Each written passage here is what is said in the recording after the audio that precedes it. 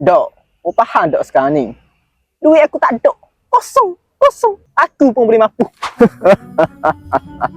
Weh, hang macam ni? Macam mati bini lah. Bini pun tak ada. Macam mana nak mati? Tampang ni. Lah, kena saman. Saman apa? Kau tak mampu. Itu yang aku kena samang tu. Oh, tak payah renew. Nak renew macam mana?